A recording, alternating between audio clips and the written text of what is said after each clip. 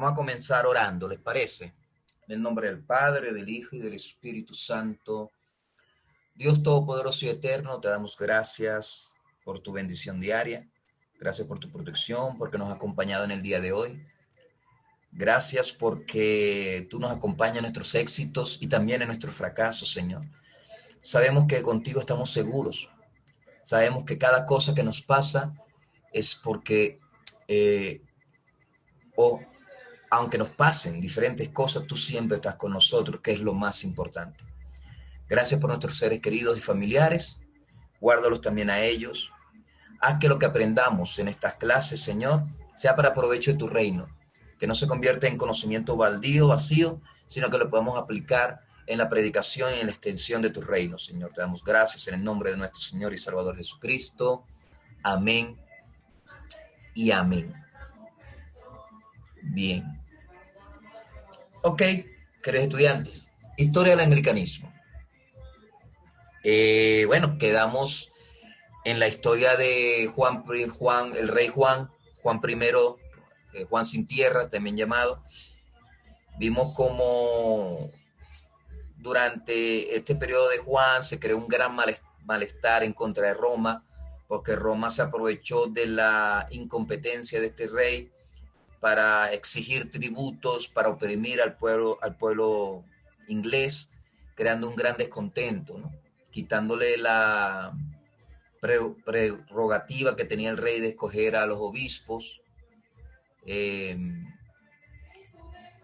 instituyendo impuestos gravosos, y quedamos en esta etapa de la historia de la iglesia. Hablamos de la Carta Magna, de la creación del Parlamento inglés, y hablamos de estas cosas tocantes a la iglesia de Inglaterra. Ok, vamos a empezar hoy también. Déjame compartir pantalla.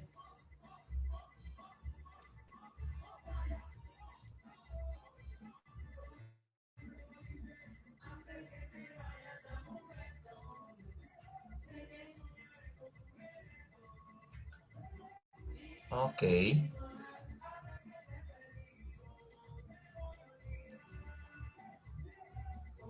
por acá.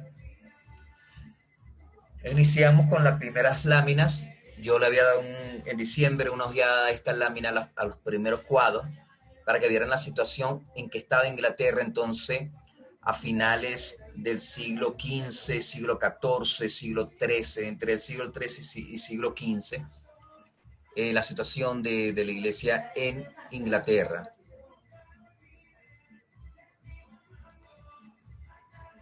Durante estos años la iglesia se encuentra en muy mal estado, y todo el mundo está de acuerdo en que el cambio es necesario. La venta de las indulgencias, no había predicación de la palabra, los fieles no entendían la Santa Eucaristía, las indulgencias eran solamente para los ricos, solamente los adinerados podían llegar a ocupar puestos importantes en los clérigos, y habían abusos de todo tipo. Los impuestos estaban matando a la población de hambre, y empiezan movimientos, ¿verdad? Reformadores, ¿ok? Que marcaron la historia de la iglesia en los tiempos de Enrique VIII, ¿ok?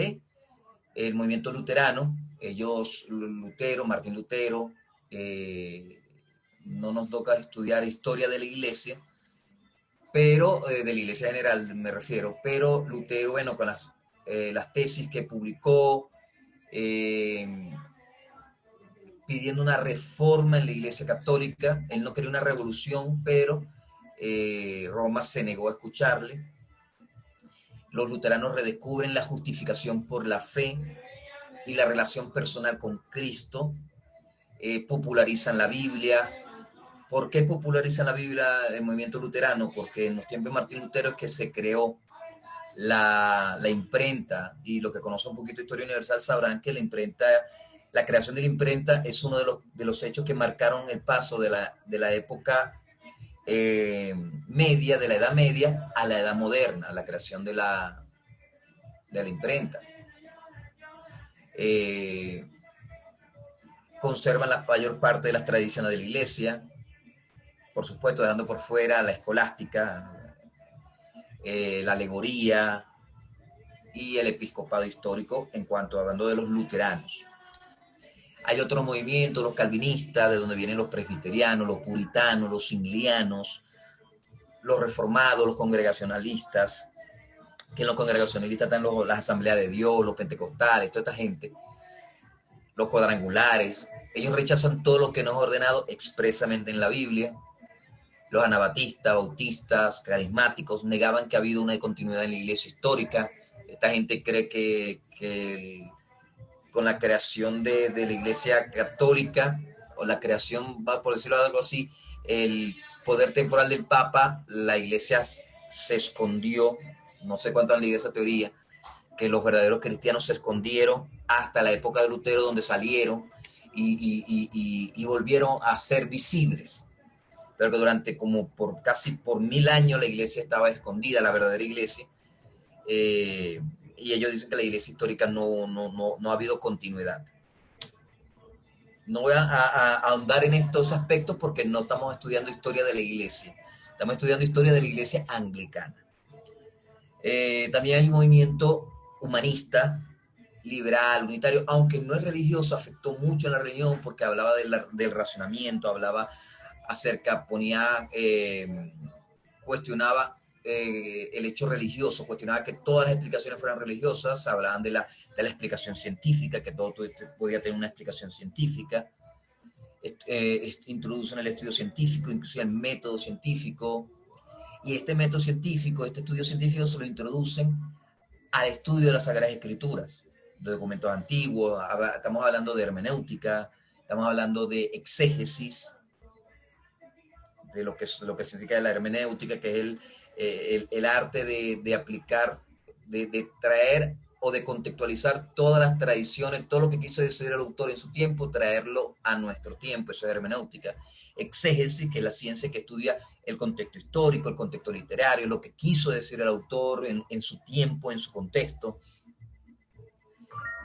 Los católicos redescubren las escrituras, porque también viene la contrarreforma, la tradición de la iglesia, la razón, la experiencia, todo esto impulsado por su propio movimiento, que fue reacción a la reforma, es decir, la contrarreforma, lo que se conoce en la historia universal como contrarreforma. ¿Ok? Está todo este contexto. Y están los ingleses. Y los ingleses pasivamente están influenciados por igual por los 5 movimientos. La iglesia anglicana fue influenciada por todos estos movimientos y por eso la iglesia anglicana, uno de sus líneas, de sus tesis, de su doctrina, por llamarlo de alguna manera, es la vía media. Es decir, escucharlo todo, desechar lo malo, retener lo bueno, buscar el punto medio entre partes encontradas, buscar como un punto de convivencia. Siempre ha caracterizado a la iglesia anglicana. En este marco de hechos, vamos a estudiar entonces la historia, los movimientos prerreformatorios, vamos a estudiar la reforma y vamos a estudiar cómo esto afectó a la iglesia anglicana. Iniciamos. Y empezamos hablando, hubieron muchos movimientos pre-Lutero, antes de Lutero. ¿Ok? Lutero fue el que se atrevió y el que tuvo mayor alcance y mayor éxito, pero hubieron muchos movimientos pre-reforma. Voy a nombrar el más famoso anglicano, o debo decir inglés, de la iglesia de Inglaterra. ¿Ok? Está en 1381 un señor llamado John Wycliffe, o como se dice en inglés, no sé, teólogo de Oxford, conocido por la historia como la estrella de la mañana de la Reforma, porque la vida de este señor, de John Wycliffe, marcó el ocaso de la escolástica y fue el primero que dio luz a la Reforma. En este señor inglés, se inspiró un movimiento reformador de House, se llama él, John House, en Suiza, Suecia, se inspiró Lutero. Lutero habló de este señor, dice que muchos de los escritos de John Wycliffe lo inspiraron a él. Y estamos hablando de un teólogo de Oxford, de un teólogo inglés. Él lanzó varias proposiciones, entre ellos negó que la sustancia del pan y el vino son milagrosamente aniquiladas durante la Eucaristía. Es decir, en otras palabras, negó la transustanciación. Ustedes saben que la transustanciación es una doctrina católica romana vital. Ellos dicen, los católicos hablando de la Eucaristía dicen que de una forma milagrosa, la sustancia, la materia, la sustancia del pan y el vino, lo que hace al pan pan y lo que hace al vino vino, ¿qué hace al pan pan? El trigo. ¿Y qué hace al vino vino? La uva o el fruto de la vid. Los católicos romanos dicen que de una forma milagrosa esta materia, esta sustancia de pan y vino son aniquiladas en el sentido filosófico que son eliminadas completamente y ya no, aunque tiene apariencia de pan y tiene apariencia de vino, no tienen trigo ni tienen vid, sino que son el cuerpo y la sangre de Cristo en apariencia, solo en apariencia de pan y vino, pero que ya no son pan y vino. Eso es la transustanciación. Él fue uno de los primeros que propuso lo que más adelante Thomas Cranmer consolidó, que es la consustanciación, que es lo que creen la mayoría de los anglicanos. ¿Qué es la consustanciación? La consustanciación es que de una forma milagrosa el cuerpo y la sangre de Cristo se hacen presentes en el pan y el vino, pero siguen siendo pan y vino. La sustancia de pan y vino sigue habiendo, eso todavía no solamente es apariencia de pan, sino que todavía tiene trigo, no solamente es apariencia de vino, sino que tiene vid, pero que de forma milagrosa también es el cuerpo y la sangre de Cristo, de una forma espiritual, real. Cuando yo digo espiritual no se entienda como que no es fantasmagórica o como que no existe. Recuerden que para los cristianos el mundo espiritual es más real que el mundo físico, es decir, si algo es cierto, si algo es verdadero, si algo es eterno, es el mundo espiritual. Entonces, cuando los anglicanos dicen que el cuerpo y la sangre de Cristo se hace presente en el cuerpo, en el pan y en el vino de una forma espiritual, no está hablando de una forma simbólica, porque es distinto. Espiritual no es simbólico. Simbólico es algo bueno, que pareciera, que solamente representa. Y no, así lo dicen los evangélicos. Los evangélicos dicen que el pan y el vino en la cena del Señor simbolizan el cuerpo y la sangre de Cristo. Los anglicanos creemos, perdón, ¿dónde está aquí? Los anglicanos creemos no, que Cristo, su cuerpo y su sangre se hacen presentes de una forma real y espiritual en el pan y en el vino. Los católicos romanos piensan que se hace presente de una forma real, pero física también. Es decir, que cuando el católico romano está comulgando, cuando come el pan, está comiendo literalmente el cuerpo de Cristo. De una forma milagrosa, no sabe a carne, de una forma milagrosa no es sangre, no sabe a sangre, pero que está comiendo literal el cuerpo y bebiendo literal la sangre. El anglicano dice que de una forma física no lo es, pero sí definitivamente de una forma espiritual real. Uno de los primeros que dijo que no creyó en la transustanciación fue este señor John Wycliffe. Este señor también fue uno de los primeros que dijo que Inglaterra no debía de pagar ningún impuesto, el impuesto petrino, ¿se acuerdan? Yo se los mencioné, no debían pagar impuesto petrino a Roma. Ya va, ¿qué pasó? No sé por qué se salió. No debían pagar el impuesto a Roma. Este señor también fue uno de los primeros en atacar lo de las indulgencias.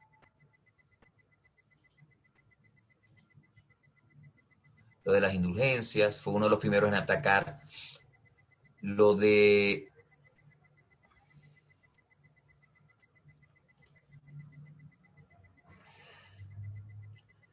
Tengo un problemita con esto, con Zoom.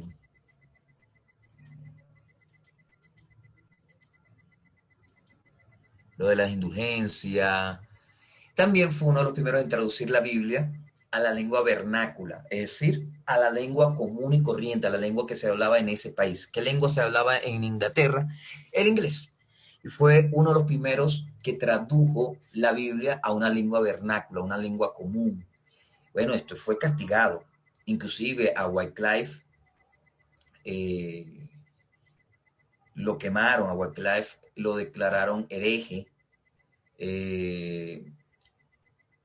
A él lo llamaron el padre de toda mentira, lo compararon con el diablo.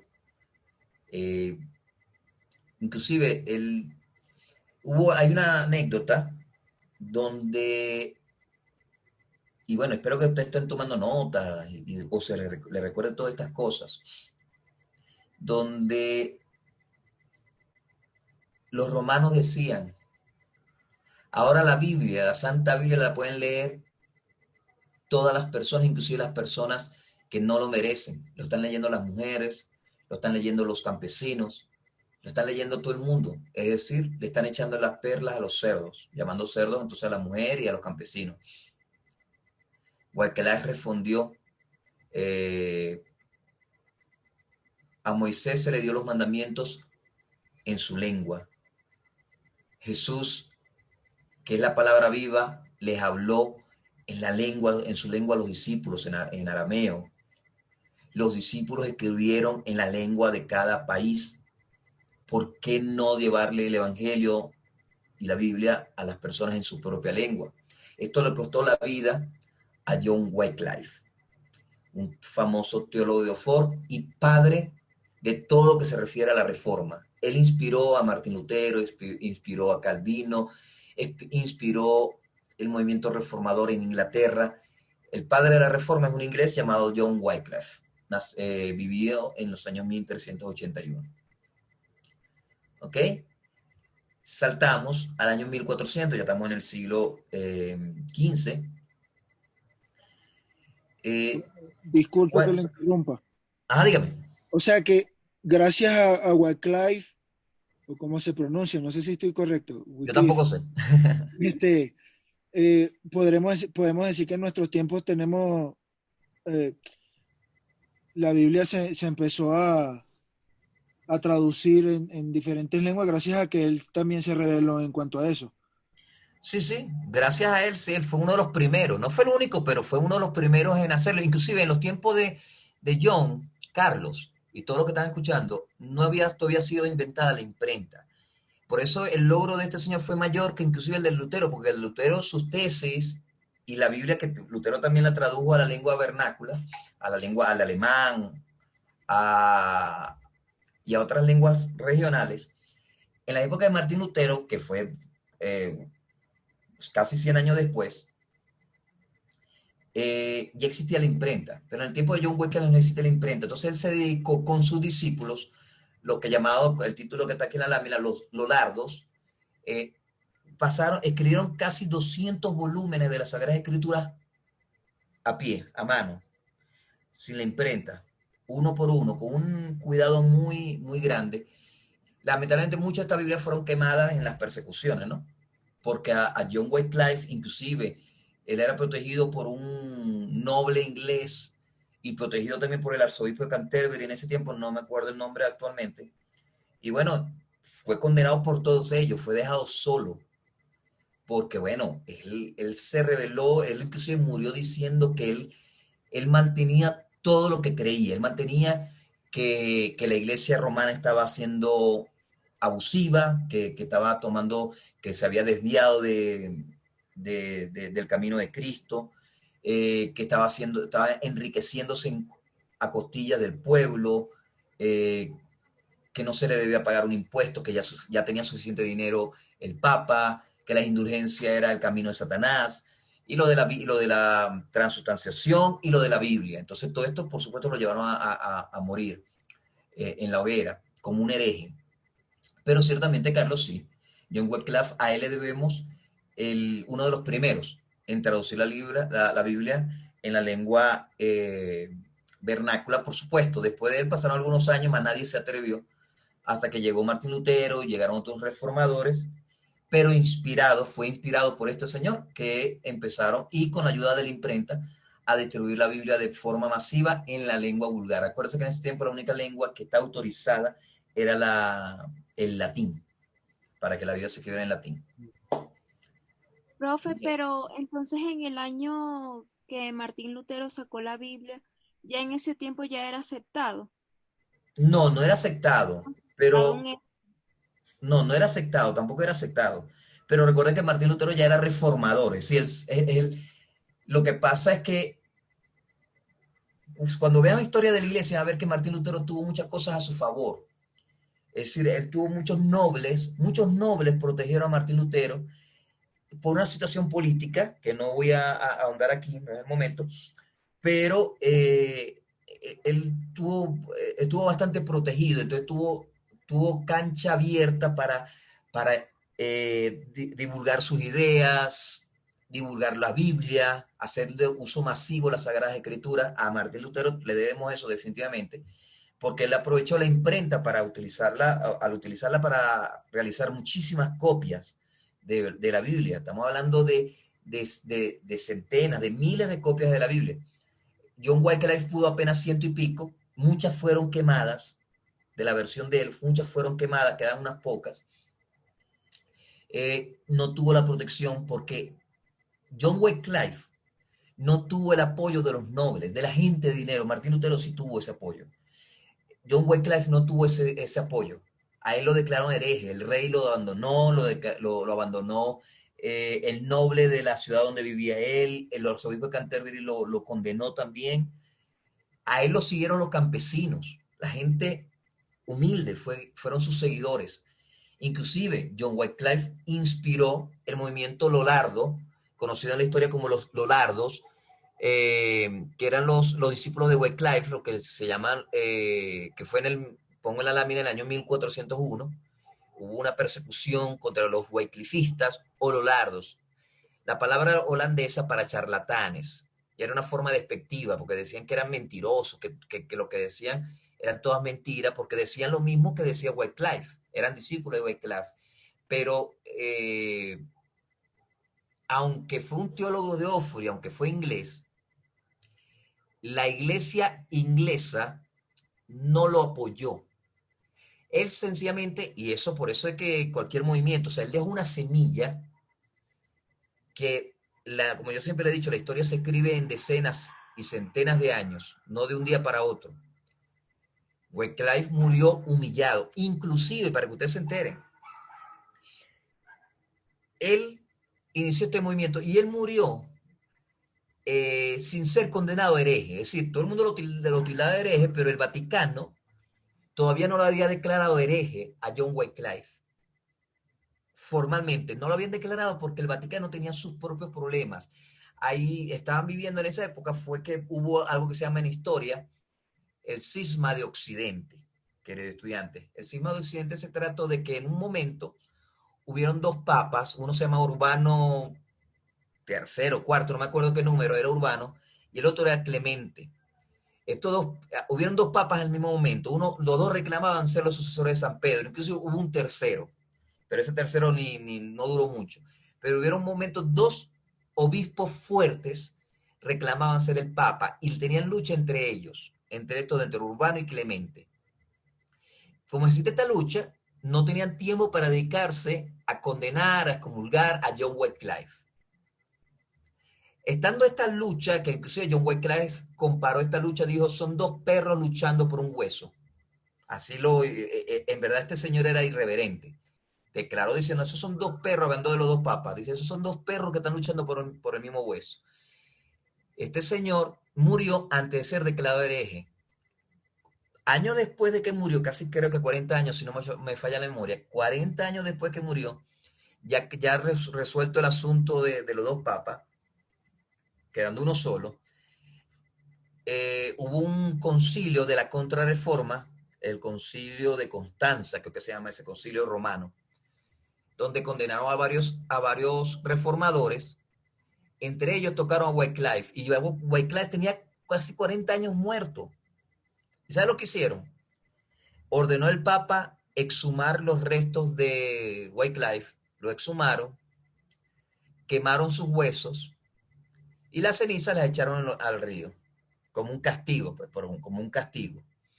Y eso sucedió casi 40 años después. Imagínense la rabia y la idea que le tenían a este señor John Wycliffe. Profe, Pero, y pero él eso, inspiró. Dígame. y eso, o sea, esto ya una pregunta como un poquito más aparte, pero ¿cómo estaría visto eso por Dios? O Bueno, por imagínate. Jesús.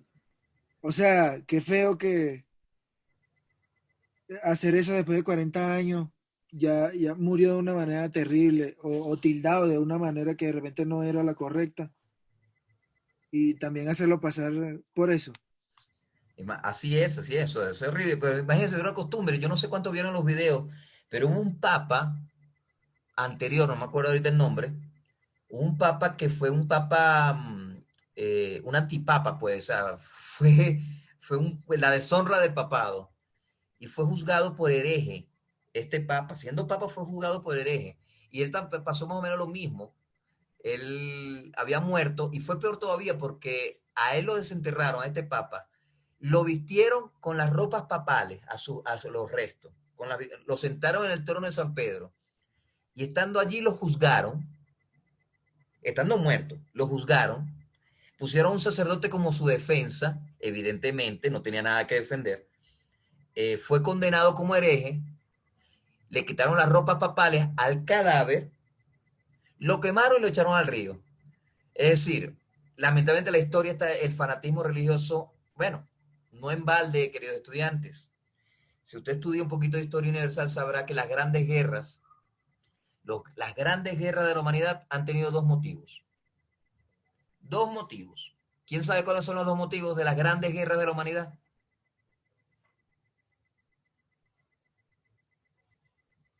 Uno, el más Religión importante, la y religión. política, ¿será? ¿Cómo? ¿No será como religión y política? No, religión y mujeres. Religión y Mm, mujeres, históricamente, estoy hablando en serio, más la religión. La religión ha sido la principal causa de las guerras. Y en segundo lugar, han sido las mujeres. La lucha por el amor de una mujer. Pero la principal causa ha sido por las religiones. Y el fanatismo religioso lleva, y hasta el día de hoy usted puede ver que las grandes guerras a veces son por religiones, por diferencias religiosas. Y bueno, vemos, sí, de acuerdo con Carlos, todo esto es asombroso, pero bueno, en la historia de la humanidad ha habido mucha barbarie, muchos aciertos, pero también muchos desaciertos. Y Dios ha tenido misericordia de todos nosotros. Ahora, volviendo al tema, en el año 1401 está la persecución de los wyclifistas o lolardos, que ya le dije que era una palabra dada para referirse a ellos como charlatanes, como que lo que decían era pura mentira, o sea, lo de que la transubstanciación era mentira, lo de que las indulgencias no eran ciertas, lo de traducir la Biblia a la lengua vernácula, todo eso eran charlatanerías. Y este movimiento wyclifista o lolardo son en su mayoría campesinos, son en su mayoría gente humilde. Ahora, este movimiento fue agarrando fuerza. Inclusive hubieron intentos de rebelión, intentos de revolución por la fuerza para que hubiera un cambio. Este movimiento retó al clero porque el clero estaba con Roma. En ese tiempo el clero estaba, la gran mayoría estaba con Roma.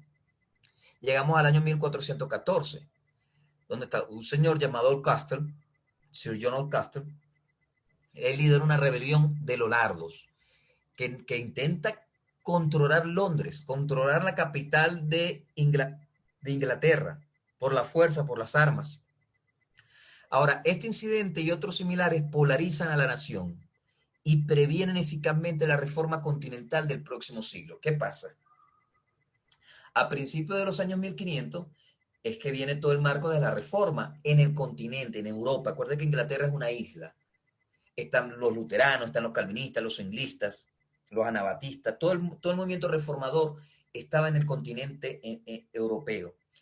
¿Qué pasa? El pueblo inglés, al ver que inspirado por un reformador llamado John Wycliffe, los campesinos tomaron las armas, intentaron una revolución, los nobles ingleses se dieron a la tarea de impedir la llegada de la reforma a la isla por miedo, diciendo vamos a perder nuestro poder, va a haber muerto, va a haber una mortandad, si solamente con la idea de un solo hombre que apenas distribuyó unas pocas Biblias, apenas no tuvo vivió pocos años, es decir, Wycliffe murió como 4 o 5 años después de su tesis, vivió poco tiempo de haber afirmado lo que afirmó, y siempre fue perseguido. Y te digo, si este hombre con tan poco tiempo y con tan poco poder logró esto, no queremos una reforma en la isla. Y por eso la reforma luterana, la reforma zwinglista, la de Calvino, los reformadores continentales, no llegó a esta reforma, ni el rey permitió que esta reforma llegara a Inglaterra, por este antecedente de este movimiento Lolardo.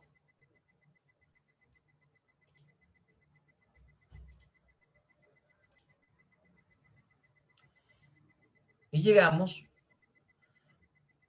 a 1509, ya siglo XVI, principio del siglo XVI, donde asciende al trono Enríquez VIII.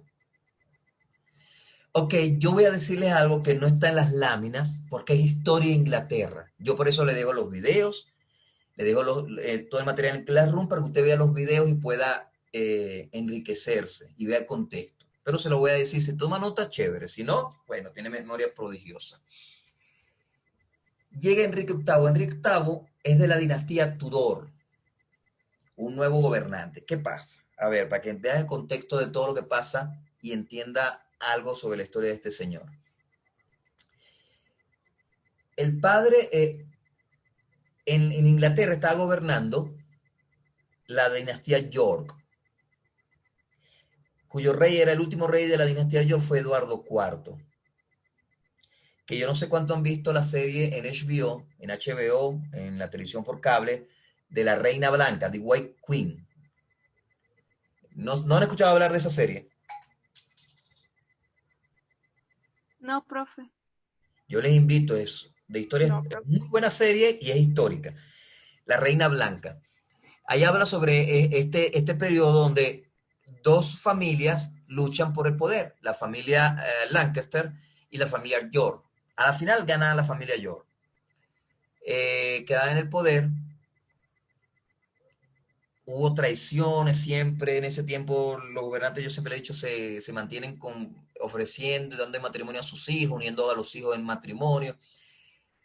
A la final llega un hombre llamado Enrique VII, el papá de Enrique VIII, Enrique VII, que es ascendencia de las dos familias, de los York y de los Lancaster. Inclusive, no sé cuánto han leído en Historia Universal la Guerra de las Dos Rosas. Esta Guerra de las Dos Rosas, este señor, las dos rosas porque la familia York, el escudo de la familia York era una rosa blanca y el escudo de la familia Lancaster era una rosa roja. Este señor Enrique VII, el papá de Enrique VIII, al pertenecer a las dos familias, bueno, él era en verdad Lancaster, lejano con yo, pero era Lancaster, pero él se decidió, para que hubiera paz, casarse con la hija de Eduardo IV, que era York, se casó con la hija mayor, y al casarse, su escudo de arma fue una flor roja sobre una flor blanca, y creó la dinastía Tudor, y hubo paz en Inglaterra. Cuando llega este señor Enrique VII, él quiere la paz, él quiere que Inglaterra se convierta otra vez en una potencia, en un imperio, y en ese tiempo, Francia estaba sumida en problemas internos, divisiones internas, había pelea de reyes, y el que estaba fuerte eran dos imperios, el imperio español, el más fuerte, y Portugal. ¿Por qué eran poderosos en ese tiempo el imperio español y el imperio portugués? Estamos hablando de finales de los años 1400. ¿Alguien sabrá qué sucedió con España y con Portugal a final de los años 1400? 1485, 1490, 1492. ¿Qué pasó en esos años? Algo que nos afecta a todos. Es un hecho histórico, uno de los hechos históricos más importantes. A ver, a ver. Descubrimiento de América. viene el descubrimiento de América. ¿Quién descubre América? Eso sí lo saben, ¿verdad? ¿Quién descubrió América? Cristóbal Colón. Ay, gracias, te he asustado. Uf, me asusté por un momento, Dios mío. Cristóbal Colón. Cristóbal Colón, genovés, italiano de nacimiento, pero español de corazón. Este señor, financiado por la corona española, descubrió América y los otros descubridores importantes fueron los portugueses. Y por tercero, bueno, después hubo Inglaterra, Francia, pero muchos años después. Ahora, gracias a estos descubrimientos, España y Portugal eran poderosos. Y Enrique VII dijo, ya va, ¿cómo hago para proteger a Inglaterra, para hacer fuerte a Inglaterra? Ya sé, me voy a unir con España, es el imperio más poderoso. ¿Cómo uno a Inglaterra con España? Lo que yo siempre les he dicho, ¿cómo hacían los reyes para formar alianza? Casando a sus hijos. Esa era la tradición en ese tiempo. Y bueno, él casó, Enrique VII tuvo dos hijos, Arturo, el mayor, y Enrique VIII, el menor. Entonces él casó a Arturo con la hija de los reyes católicos de España, del rey Felipe y de la reina Isabel de España, de Castilla. ¿Cuál era la hija de, y este nombre se lo deben aprender, la hija de estos reyes españoles? Catalina de Aragón. Era la hija de estos reyes españoles. Bueno, el rey Enrique VII pagó un dote y comprometió a Arturo con esta muchacha llamada Catalina de Aragón. ¿Qué pasó con Catalina de Aragón? Se casaron. 40 semanas después, si no me equivoco. 40 semanas después muere el príncipe Arturo, el esposo de Catalina de Aragón. Muere y según dice Catalina y dice los reyes de Inglaterra, el rey Enrique VII dice que sin haber consumado el matrimonio. Ahora, ¿qué pasa? El rey quiere la unión con España y para mala suerte se le muere el hijo y queda viuda Catalina, pero entonces se disuelve el matrimonio, no hay un compromiso de los españoles. Entonces, ¿qué hace el rey Enrique VII? Dice, bueno, ya va, yo tengo otro hijo, a Enrique VIII, vamos a casarlo con Catalina de Aragón y así, bueno, también el dote que yo pagué no se pierde, que era bastante, fueron bastantes cosas, que naves y barcos. Ahora, este matrimonio entre el segundo hijo de Enrique VII, es decir, Enrique VIII, que es el que llaman padre de la Iglesia Anglicana, y Catalina de Aragón, no se podía dar, porque hay una prohibición en Levítico que dice, no conocerás, no te juntarás con la viuda de tu hermano. Eso está en Levítico capítulo 25. Es una ley. Entonces, ¿qué sucede? Necesitan un permiso especial del Papa. Necesitan, que era Clemente, no me acuerdo qué Clemente era. Necesitan un permiso especial del Papa. Cosa que en ese tiempo era fácil, no era una cuestión difícil. Inclusive la que metió la mano más fuerte allí fue la reina Isabel de Castilla. Decía, no, yo no quiero que mi hija quede viuda, quede separada, yo quiero, bueno, que se case con un príncipe inglés. Y bueno, consiguieron el permiso, consiguieron la bula papal, al fin y al cabo el dinero lo mueve todo, movieron, el papa le dio el permiso y se casó Enrique VIII con la viuda de su hermano Arturo, Catalina de Aragón.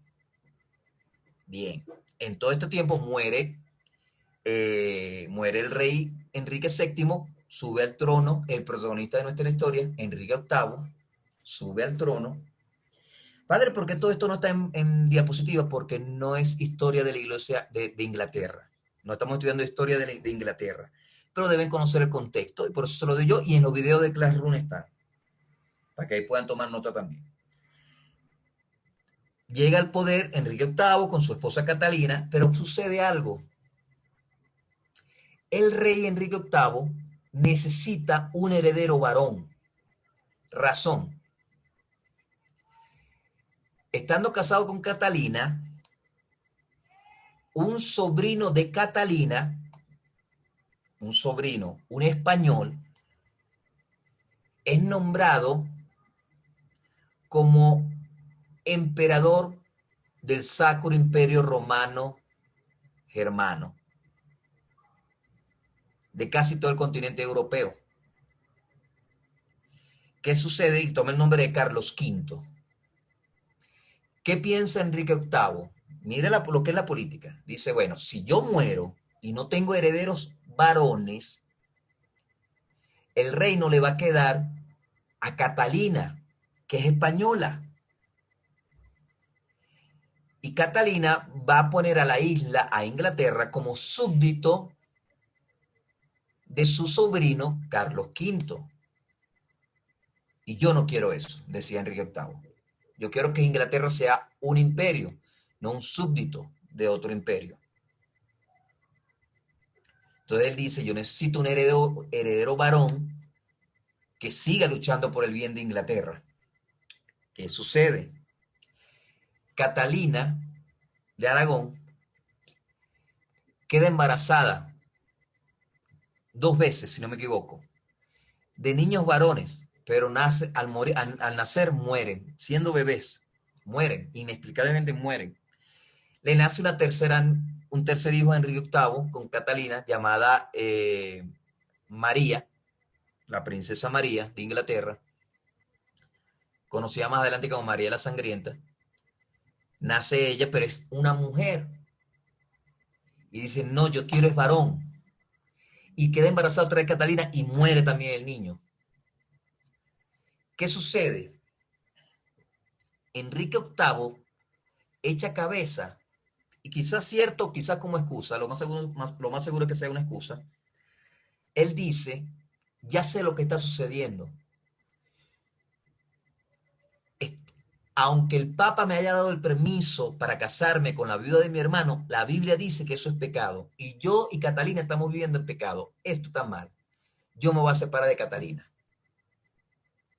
Eso fue una excusa, ciertamente, y aunque parezca novelesco, yo creo que fue más una excusa porque él ya estaba en amores con la dama de compañía de Catalina, su esposa, Ana Boleña. Ya estaba en amores con ella. Ya le simpatizaba, se picaban el ojito, si le daban besitos de lejito. ¿Qué pasa? Entonces, el rey Enrique se enamora de una nueva mujer y tiene la excusa de que esta mujer, la esposa no le da hijos varones porque él dice que están en pecado. Él ve una solución fácil. Él dice, bueno, voy a pedirle la nulidad del matrimonio al Papa. Le voy a pedir que nuestro matrimonio, mi matrimonio con Catalina sea anulado. Cosa, queridos estudiantes, que era de los más normales. Eso era una práctica muy normal en los tiempos que estamos estudiando. En los años 1300, 1400, eso era muy normal. Los reyes... Profe, ¿Ah? profe, disculpe, o sea que a pesar de que ya habían pedido un primer permiso para que él se pudiera casar con quien tenía su hermano y eso, luego entonces pudo anular este matrimonio también. No, no es que pudo, pidió que lo anularan. Porque el permiso, recuerde que él era un jovencito, el permiso lo pidió, en verdad, él era el príncipe, el permiso lo pidió el papá de Enrique VII y la reina de España, Isabel de Castilla. Se lo pidieron al Papa y el Papa le dio permiso de que se casara con la viuda de su hermano. Cosa, un matrimonio arreglado. Ya cuando Enrique es un hombre hecho y derecho, ya su padre está muerto, ya es rey, él llega a la conclusión de que no tiene hijos varones porque están en pecado. Y para rematar ya está enamorado de otra mujer. Entonces él toma esto como excusa y dice, ya va. Aunque el Papa dio el permiso, él sabe que el permiso el Papa lo dio principalmente porque, bueno, fue presionado, se le dio dinero, hubo intereses políticos. Entonces él dice, no, estamos en pecado. Voy a pedir que se anule nuestro matrimonio porque está mal. cosa que no estaba del todo equivocado. Quizás sus intenciones no eran las más correctas, porque en verdad creo que sus intenciones eran más casarse con Ana Boleña que otra cosa, pero el origen era cierto, es decir, estaban violando un mandamiento bíblico. Él pide la nulidad, ciertamente él pide la nulidad. Él le dice al Papa Clemente, le dice, mira, por favor, anula nuestro matrimonio como que eh, no es válido. Catalina no quería, por supuesto, iba a quedar desamparada, ¿no? Pero Enrique sí quería. Entonces le pide, y hay un contexto. El Papa era excelente amigo del rey, el rey era el excelente amigo del Papa. Inclusive, el Papa lo nombra defensor de la fe a Enrique VIII, porque él lucha en contra de Lutero, él impide que los libros de Lutero lleguen a Inglaterra, quema los libros, ¿sí? Y el Papa lo nombra defensor de la fe. O sea, el rey estaba en buena posición con el Papa. Pero ¿qué sucede? La novela esta. El Papa, en ese tiempo, estaba preso, estaba detenido en Aviñón, en Francia. Estaba en su palacio, pero tenía como cárcel por casa. Y estaba bajo el régimen del emperador de Francia. Adivinen quién era el emperador de Francia. Carlos V. ¿Quién era Carlos V? Nada más y nada menos que el sobrino de Catalina, de la que Enrique se quería divorciar. Entonces, ¿qué pasa? El Papa dice, ya va, Enrique es mi amigo y está pagando dinero y tiene razón en lo que está pidiendo, pero si yo le concedo la nulidad del matrimonio, me echo de enemigo a Carlos V, que es el emperador de todo el continente. Porque Carlos V es sobrino de Catalina, de la que Enrique quiere rechazar. No, a mí no me conviene. Y el Papa nunca le dijo que no a Enrique VIII. Nunca le dijo que no le iba a dar la nulidad. Que sí lo iba a hacer, pero que esperara mejores tiempos. Que esperara mejores tiempos. Y pasaron varios años. Casi 10 años. Que Enrique esperó la nulidad y nunca llegó. Porque el Papa no se iba a echar de enemigo al sobrino de Catalina. ¿Me están siguiendo? Sí, Sí, mi profe. Sí, profe. profe, Es, activos. es una novela, porque sí, esta parte es muy novelesco. ¿Qué pasa? El Papa se cansa, se cansó, se obstinó. Digo, no, yo no espero más por Clemente, no. ¿Hasta cuándo el Papa me va a hacer esperar? Él envió a su primer ministro,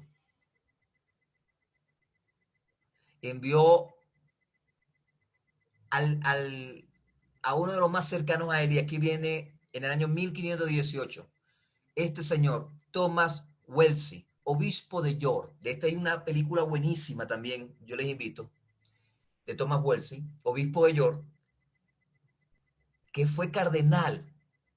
Este señor fue inclusive más importante que el arzobispo de Canterbury, que era el puesto más importante religioso, pero el obispo York, por ser tan amigo de Enrique VIII, tomó una posición, fue canciller, fue cardenal. Enrique VIII le pidió a este señor, a Thomas Wellesley, que por favor ayudara a que convenciera al Papa de que le diera su nulidad, pues. Durante este tiempo, que yo lo estoy diciendo, en que el Papa le daba largas a Enrique VIII, fue cuando Enrique VIII, quizá también para ganarse el favor del Papa, quemó todos los libros luteranos que llegaron a Inglaterra. Aunque Thomas Cranmer, como dice aquí, el libro luterano aparece en Inglaterra en el 1521. Estudiantes de Cambridge lo estudian, entre ellos Thomas Cranmer, el famoso Thomas Cranmer, el que escribió el libro de oración común, el libro azul. Sin embargo, Enrique VIII escribe un libro sobre los sacramentos en contra de Lutero. El Papa le da una rosa de oro y le nombra defensor de la fe. Está en buenos términos. Pero Enrique esperaba, la diligencia de Thomas Wellesley. En 1525, Enrique VIII, que hace tiempo consiguió un permiso especial del obispo de Roma para casarse con la viuda de su hermano, Virgen Catalina, se molestó porque ya no le pudo soportar un hijo. Vamos a ver la otra lámina, para que sigamos un poquito. Ya vamos a terminar clase hoy. A ver si pasa. Este es Enrique VIII. Guapetón el gordito.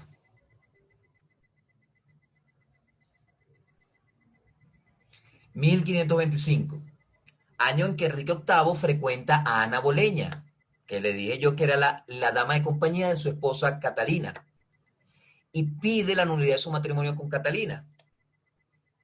Dicho matrimonio contradecía el mandato del libro de Levítico 20:21. Esto da inicio al asunto del rey. Algo en la historia universal se conoce como el asunto del rey. ¿Cuál era el asunto del rey?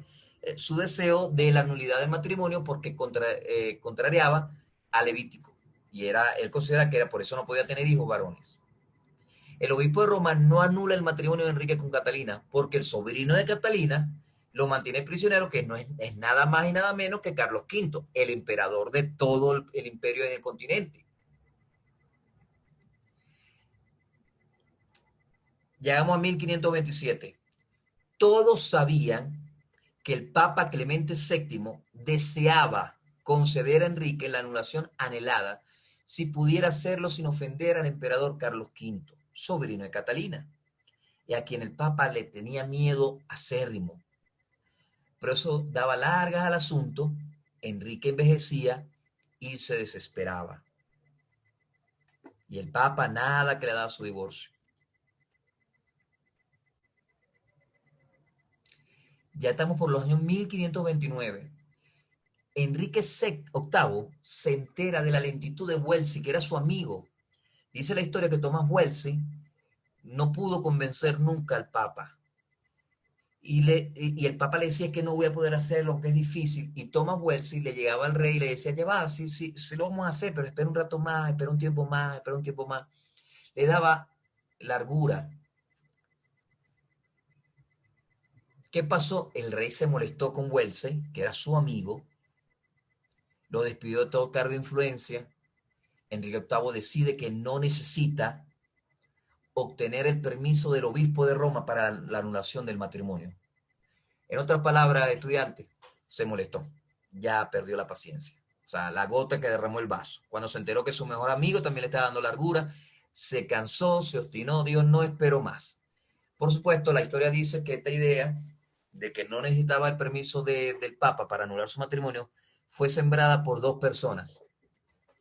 Uno, Thomas Cranmer, que se estaba convirtiendo en una persona de influencia religiosa. No era tan importante porque Thomas Cranmer era cercano al rey a través del amante del rey. Es decir, Thomas Cranmer era el amigo personal de Ana Boleña, de la dama de compañía de la esposa de Catalina, de la que era la amante de Enrique VIII. Thomas Cranmer era amigo de Ana Boleña, era tutor de ella y por eso tenía cercanía con el rey. Y dice que tanto Thomas Cranmer como Thomas Cromwell sí era importante, era el primer ministro de Inglaterra, era la persona más cercana al rey. Ellos dos le sembraron la idea diciendo, no, hombre, no tienes que esperar el permiso del Papa. Entonces, en ese año, Enrique se declara cabeza de la iglesia inglesa. Obliga a la fuerza a los obispos anglicanos, a los obispos ingleses, debo decir, que rompan comunión con Roma y se casa con Ana Boleña. La reforma de Enrique no fue como la continental, porque todo sigue siendo igual. La misa es en latín, no hay un sermón, no hay predicación de las escrituras, la Biblia no se lee, no hay un ministerio activo de los laicos, solamente los laicos pueden recibir la comunión en Pascua, solo reciben el pan consagrado. Es decir que Enrique VIII fue un reformador es mentira. Enrique no fue reformador, por lo menos no en el sentido de Lutero, de Zwinglio, del mismo Thomas Cranmer. Lutero, Enrique VIII lo que fue es que dividió la iglesia. Él sí dividió la iglesia. Aprovechó un momento,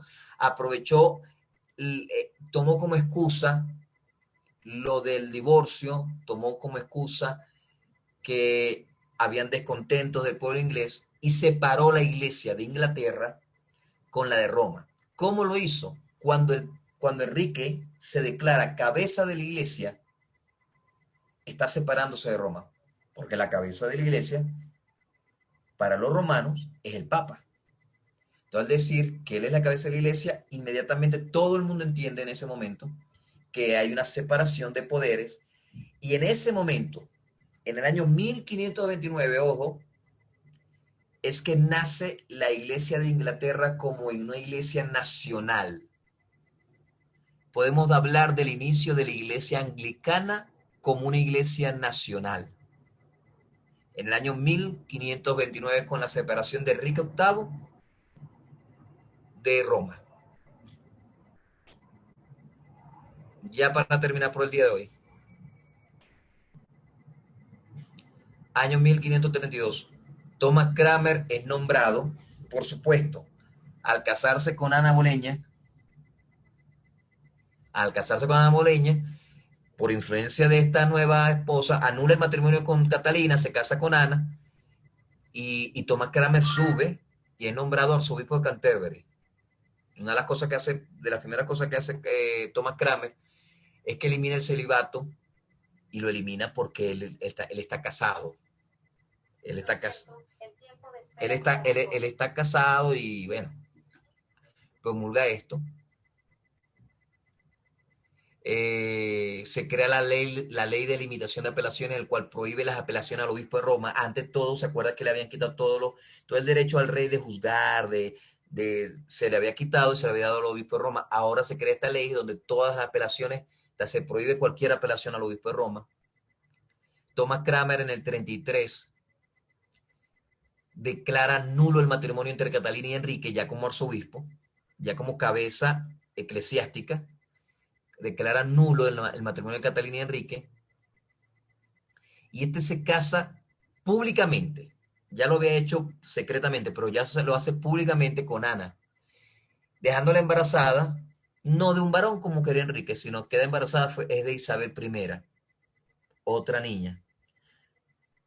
Solamente tiene 2 hijos hasta ahora vivos el rey Enrique VIII. La primera con Catalina, llamada María I, y una con Ana, que es llamada Isabel. Solamente tiene 2 hijos. 1534, ley de supremacía. Todo el mundo debe jurar lealtad a Enrique VIII. Es una ley que promulga Enrique, donde formalmente ya, por ley, es la cabeza de la iglesia de Inglaterra. Es la ley de supremacía. Hubieron 2 actas de supremacía, esta es la primera. Después les hablo de la segunda. Grandes hombres de Dios inclusive mueren en este reinado. Thomas More, su primer ministro, y John Fisher, famoso Fisher, obispo de Rochester, se niegan a jurar. Dicen que, bueno, que él no es la cabeza de la iglesia, sino el Papa. Por tal razón, un año después, Enrique decapita a Fisher.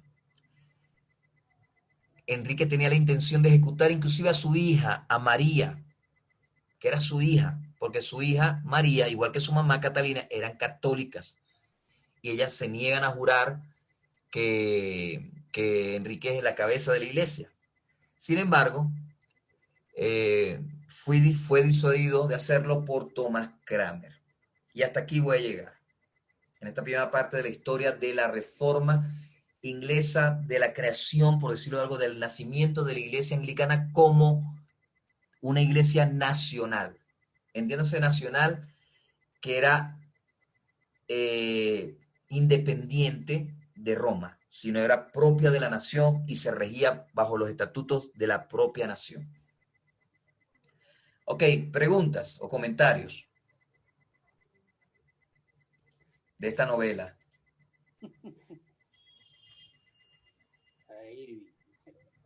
¿Me escuchan? Sí, aquí lo escucho. Ok, yo creo que particularmente Enrique VIII, eso ningún reformador, yo no lo llamaría reformador. Disculpe, señor, ¿puede hablar un poquito más duro? Porque lo escucho bajito. Sí, es que tengo el micrófono No está 100%. Bueno, Enrique VIII no debiese llamarse reformador, sino retardador y manipulador, porque él hizo todo, si usted se pone a ver todo a conveniencia como él quería, pues. Ya después que no aguantó, hizo todo como le pareció. Así que el nombre de reformador no cabe ahí.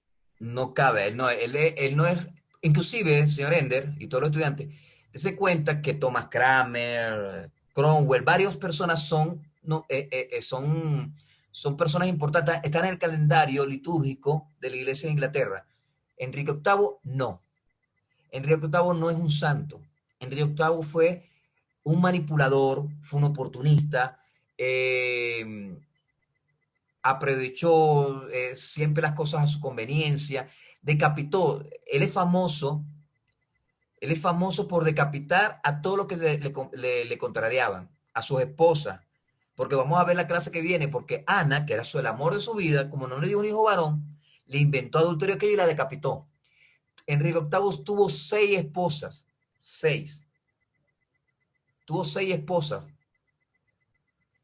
y a 4 las decapitó. Dice la historia que una princesa de Gales, creo que fue, no me acuerdo ahorita, él le escribió al papá para cortejarla. Y la princesa le respondió al rey y le dijo, y es literal, eso está en la historia, dice, con mucho respeto declino su propuesta de matrimonio porque no tengo otra cabeza cuando usted quiera decapitar la mía. Él era famoso por eso. Y él no es considerado ni un santo, ni un ejemplo a seguir en la iglesia anglicana, nada de eso. Él sencillamente fue el que dividió, el que separó la iglesia de Roma de la iglesia inglesa nacional. Pero él no es reformador. Él no es un reformador como Martín Lutero. Nunca. Él no es, inclusive, él no quería reformar la iglesia. Él quería la iglesia a su modo. Él quería que el principal motivo de él fue que lo divorciaran. Eso es cierto, eso no se le puede negar a nadie. Así es. Por eso yo siempre le he dicho a usted, podemos hablar del origen de la iglesia de Inglaterra desde antes de San Agustín, sí. ¿Es verdad que la iglesia de Inglaterra se originó con San Agustín? No. Pero, si alguien le dice, no, pero es que Enrique VIII fue un oportunista, es la verdad. Que Enrique VIII no fue un reformador, es la verdad. Su interés no era reformar la iglesia. Su interés era dividirla para que le pudieran dar la nulidad y para él controlarla. Cosa que con los años vamos a ver que no sucedió. Usted va a ver más, en la próxima clase va a ver que no sucedió. Profe, pero Dígame. disculpe, las personas, o sea, el pueblo se apegaba a los decretos que tenían por el descontento que tenían con la iglesia romana, pero imagino que en un punto también declinaron, o no sé si hubo algún rechazo hacia el rey. Sí, bueno, principalmente no tanto del pueblo, porque el pueblo estaba, o sea, el pueblo apoyó al rey, pero algunos obispos, excepto Thomas Fisher, y algunos obispos anglicanos, pues ingleses, debo decir, sí, estuvieron en contra, pero no fue la mayoría. Fueron algunos. Fueron algunos. Otros vieron la oportunidad para aplicar la reforma. Había movimientos reformadores silenciosos, calladitos, que vieron en la separación una oportunidad. Reformadores extremistas, reformadores más conservadores, como Thomas Kramer. Thomas Kramer, él sí es un reformador, lo vamos a ver en la próxima clase, pero más, y el papel importante de Thomas Kramer no fue tanto con Enrique VIII, sino con su hijo, con Eduardo VI. Y usted me dirá, ¿y dónde obtuvo hijos si tenía 2 mujeres? Bueno, que tuvo 6 esposas, cálmese. Entonces, Thomas Kramer fue un reformador más moderado, pero vieron la oportunidad y aceptaron esta división porque ciertamente, aunque los motivos de Enrique VIII no eran los más santos, porque no lo eran, ciertamente dio la oportunidad para que verdaderos reformadores tomaran protagonismo. O valentía también querían desde hace tiempo hacerlo y no podían. Correcto, Pablo. Les dio nuevas fuerzas, nueva valentía, pues. Se llenaron de valentía para poder hacer aquello que mientras Enrique estuviera a favor de Roma, estuviera con el Papa, no podían hacerlo. ¿Por qué? Porque acuérdate que el último que se atrevió fue Wycliffe y fue quemado y fue solo. Entonces la gente le tenía miedo al movimiento reformador. Cuando este señor Enrique VIII hizo esto que hizo, separó la iglesia, se declaró cabeza de la iglesia, dejó al Papa de lejos, los reformadores agarraron un segundo aire y fueron metiéndose, ojo, no de fuerte, pero poco a poco fueron fueron introduciéndose en la nobleza, fueron introduciéndose en la corte, a oídos de Enrique.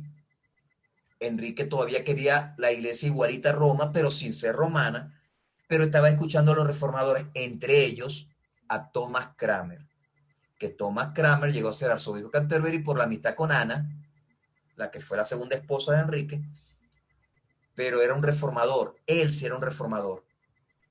Entonces él empezó a introducir, porque la vida de Thomas Cranmer, lo vamos a ver en la próxima clase, él no pasó tanto tiempo en Inglaterra, él se crió en el continente y él escuchó mucho a Martín Lutero, él escuchó mucho a Juan Calvino y tenía mucho en su cabeza, tenía muchas ideas reformadoras.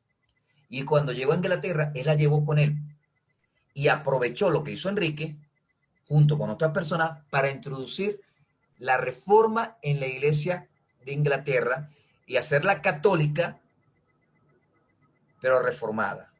Y como le digo yo, Thomas Cranmer es un reformador moderado, no extremista.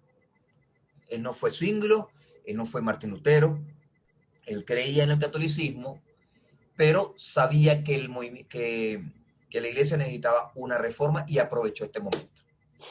Bien, ya se nos fue el tiempo, muy interesante, en la próxima clase continuamos, ¿les parece? Perfecto, profe. padre, gracias. Por favor, estudiantes, Profe, yo gracias. hablo mucho, vean los videos, por favor, que están en Classroom, para que le den contexto, para que entiendan y vean, porque si no todo esto es... Yo lo sé porque lo he dado varias veces de clase y todavía se me escapan fechas y se me escapan nombres. Imagínense que usted lo escucha una vez y más nunca lo escucha. Vean los videos para que se instruyan y esto los enriquece, créanme que sí. Dios me lo bendiga, buenas noches. Amén. Buenas noches, padre. Buenas noches, profe. Gracias, profe. Buenas noches. Buenas Gracias, noches. profe. Buenas noches.